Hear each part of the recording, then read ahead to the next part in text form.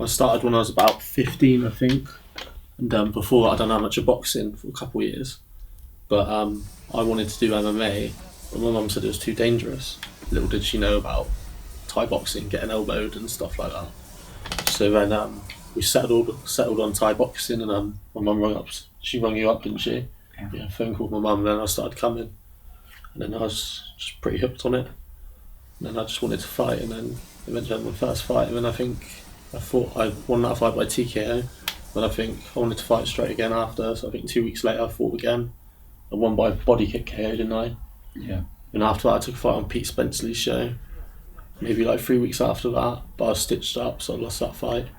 And then after I won about 8-9 fights in a row maybe. And just kept going from there, loved it. Ended up going to Thailand, and I hadn't fought A-class before, and Sonny was going to have a fight. And Sonny got cut in training, and then I stepped in last minute. And then in that fight, I got knocked down 3 times in the second round, but then I got up and I knocked out the Thai in the end. So yeah, just kept going from there. I've never had any injuries. I've had like 30 professional fights. I've never been cut in my life. I've never been really hit with an elbow, so I've been quite lucky. You know, for this fight camp, having Brad down was very useful from a number of points of view. First of all, you know, he's got that insight because he's fought the opponent that Jake's going to fight. And secondly, I'm a big fan of Kiat Von Tip and John Pop. I have a lot of respect for how he does things, and there's lots of really good elements that they have that I think will work well. I try a top level fight, or any fight that I can, I basically look at the opponent and try and work out what strengths the fighter's got, and what strengths the opponent's got and weaknesses that both have, and try and come up with a game plan to beat that opponent, and then look at what we need to get there, and if that means that we need to have other trainers. We've got a Thai trainer in our gym, or bringing in different types of sparring partners, or even like just different insights into it. It's really been really good working alongside Brad, because we've discussed the game plan a lot in depth, and Jake's strengths and weaknesses, and planned together what we were going to do, and different things where Jake's fights that haven't gone so well in the past, how we're going to kind of build Jake up in those areas, and not necessarily bring Jake on board with that, but to create situations in the gym where Jake's going to be able to learn, by doing things. So I'm very open. If anyone could show me a better way to coach tomorrow, I would do it, because I just see my role really is to serve Jake and serve the people that I train. It's not really about me, it's about them, and I'm just trying to create the ideal circumstances for them to just reach their potential.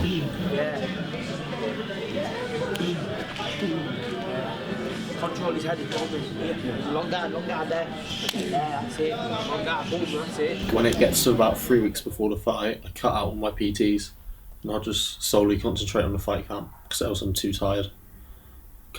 It's hard to do 3, 4, 5 PTs in a day, but train before and then train after again whilst dieting. So when it gets to about 3 weeks before, I normally cut them out. Apart from like 1 or 2 like regular fighters that I work with, I cut most of them out. 3 weeks is just where I cut people. I still have a full fight camp, normally like 10 weeks or so. But if I'm fit from that fight, then we might accept a fight for 4 weeks later or 3 weeks later if I'm fit. But normally, like this fight, probably had like 10 weeks in me. I still get a bit itchy and want to fight before that, but yeah, I feel like it's a bit long sometimes, but I think for your fitness and peaking, I think 10, 8 weeks is good. This fight, I think, because it's for my number 1 spot back, we took it a lot more seriously.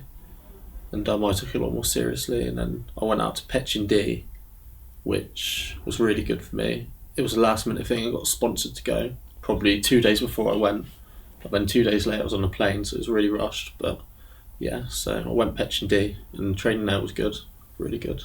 After that, we had Brad Stanton come down and help me prepare for the fight.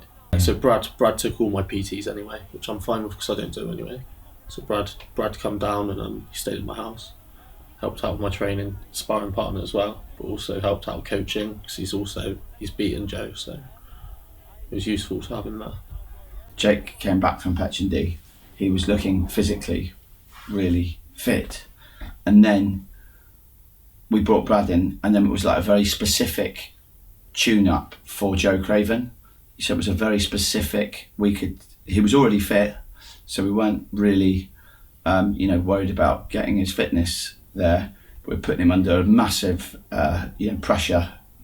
pressure, and getting him to do what we wanted him to do in the fight. When he was exhausted, to do certain techniques that we felt would be like fight-winning techniques while he was under, extreme fatigue.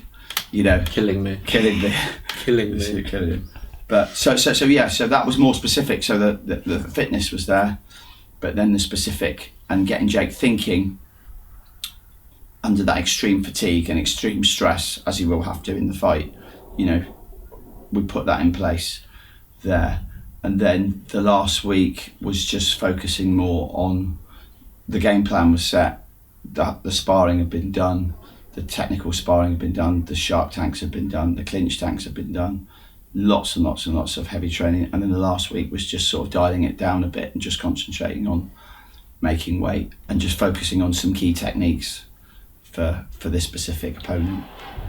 As a coach where Jake hasn't necessarily performed as well in the past, putting Jake back in those, we planned it. We put Jake in some of the situations that in the past he might have found difficult.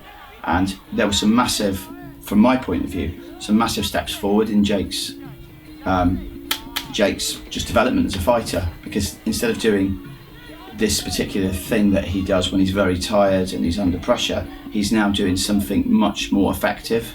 And so I would say the chances, if he is under pressure and under fatigue in this fight, that when he is in that place, he will actually pull out the better position, the better footwork, the better techniques. So it's going to turn the fight, perhaps even if it does go towards his opponent, it's going to enable Jake to hopefully swing the fight back to his advantage as well. It was good having somebody to work with because Brad and I were communicating really well and working together, and he was giving me respect and chance to say my thing, and he was putting in his points as well, and I think together we came up with something really good, and I'm very confident actually that in this fight camp that Jake's obviously we can't have it down with a crystal ball and we can't see the outcome, but I'm very confident that Jake will perform very, very well in this fight. I can see that. There's a lot of things that have come together for Jake, the nutrition, the mental preparation as well, that the technical preparation, and he's not got any injuries, he's not carrying any injuries at all into this fight. So I think everything together, he's in a really positive place, and I can just see, because I know him very well, I can see just how confident he is. And I think with Jake, that's when he's at his most dangerous, when he's very confident and he's very fit and he's got the right game plan, he's got all the tools in his box, he's ready to go out and just apply those tools in that situation. Corners 10 seconds. For this fight, we've been doing sometimes 10-minute rounds, 15-minute rounds, and I've been like, I've never felt sick ever when I'm training, but this fight camp I've had points where I've felt like I'm going to be sick or stuff like that, because we're doing just like ridiculous 10-minute rounds or 15-minute rounds, and then in between I've got someone trying to batter me and stuff like that. So the training can be the hardest bit, but I love it. So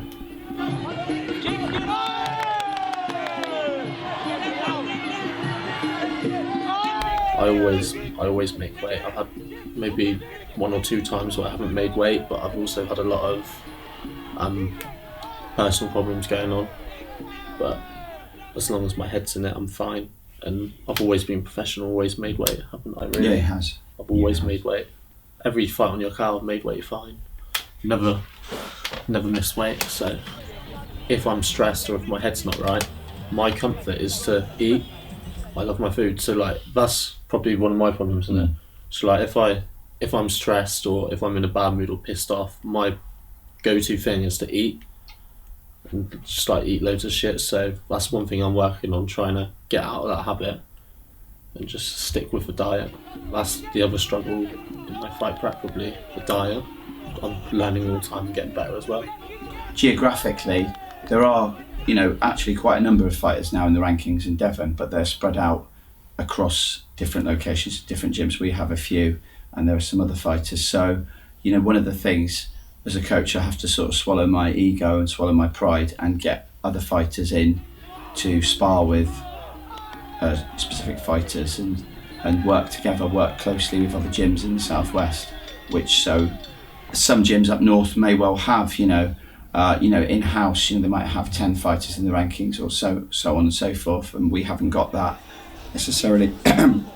So it's just kind of networking with other gyms and bringing them in, and also another attribute that we've brought in for some of the other fighters and Jake as well is the strength conditioning aspect as well. Strength and conditioning will be one thing I'll try and implement a lot more into my training. It's one main thing that I'll try and focus on. I think everything else I've got down to par anyway, to be honest. We do a lot of sparring, we clinch, do technical stuff, we do pads, we do everything really. I just need to implement the strength and conditioning because I know it's good, but sometimes I just slack on it. I just want to be remembered and want to keep going and do as well as I can. Want to be the best in the world, really.